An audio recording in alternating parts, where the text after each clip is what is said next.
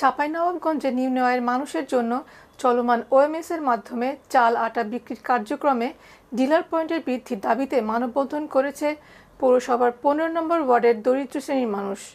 সোমবার 8 সেপ্টেম্বর জেলা প্রশাসকের কার্যালয়ের সামনে এই মানববন্ধন অনুষ্ঠিত হয়। পরে 15 নম্বর ওয়ার্ডে আরও অন্তত 4-5 জন ডিলার দেওয়ার দাবিতে জেলা প্রশাসক বরাবর স্মারকলিপি দেন স্থানীয়রা। এতে বক্তব্য রাখেন স্থানীয় বাসিন্দা আশিক পারভেজ শাহিন, রুহুল আমিন, আক্তার হোসেন চুনি, আমিনুল ইসলাম বুলবুল, বাহারাম আলী, ফারুক হোসেন, আক্তার হোসেন, গৃহবধূ বাসন্তী চৌধুরী, রিজিয়া বেগম, তারিকা খাতুন, বুলবুলি সহ আরো অনেকে। এবং যারা আজ পর্যন্ত তারা যে দিয়েছেন, আপনারা আকুল আবেদন যে আপনারা এই অসহায় জন্য সুব্যবস্থা করার জন্য বিশেষভাবে পিটিআই বস্তি, বালুবাগান, নিউ বালুবাগান, মিস্ত্রিপাড়া, হসপিটাল রোড, মসজিদ পাড়া, এই পয়েন্টে মাত্র 200 লোককে সপ্তাহে 2 দিন দেওয়া হয়। ইলেকট্রনিক মিডিয়া সকলের প্রতি অনুরোধ, আপনারা এই কথাগুলো বেশি বেশি করে বিশেষভাবে অনুরোধ করছি। সামনে আসে।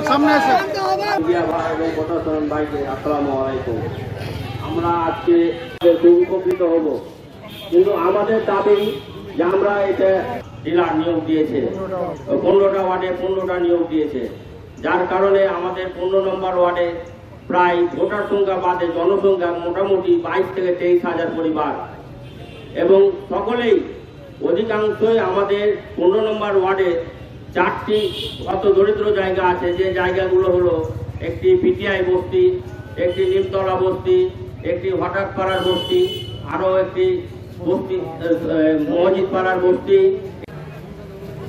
15 নম্বর ওয়ার্ডের মা বোনেরা আজকে রাস্তায় নেমেছে তাদের ন্যায্য দাবিতে। তারা অল্প আয়ের মানুষ। আমাদের 15 নম্বর ওয়ার্ডে বিগত দিনে 4টা ডিলার ছিল, এখন মাত্র একজন ডিলারকে 200 লোককে দিতে পারে। এই 20-22 হাজার ফ্যামিলিতে 200 লোক পেলে বাকিগুলো কি খাবে? আমরা এই যে মহিলাদেরকে নিয়ে এসেছি আপনার কাছে, বিশেষ করে আপনাকে অনুরোধ করছি, আমাদের দাবি মানতে হবে, আমাদের দাবি মানতে হবে। ডিসি সাহেব, আপনাকে বলছি, আমাদের দাবি মানতে হবে। আমরা হয়তো জন্য খেতে পাই না 2 মাস থেকে, আমাদের দাবি মানতে হবে। আমরা আজকে রাস্তায় নেমেছি মহিলাদেরকে নিয়ে। কেন নেমেছি? এই 2 মাস থেকে আমরা খেতে পাই না। আমরা মসজিদ পাড়ার মানুষ, আমরা খুব গরিব, হত দরিদ্র মানুষ। আমাদের এমনও মানুষ রয়েছে যে যারা দিন আনে দিন খায়। আপনারাই বলেন, দোকানে বিশেষ করে আটা 50 টাকা কেজি, সেই আটা আমরা 30 টাকা কেজি করে পাই। তাহলে এটাকে আমরা সুবিধা পাচ্ছি না? তা আমাদের সুবিধা আমরা লাইনে আটা পাই 24 টাকা কেজি, কিন্তু আমরা এই 1.5 মাস থেকে বঞ্চিত হচ্ছি। আপনারা জানি না কি বুঝলেন, কি লটারি বুঝলেন।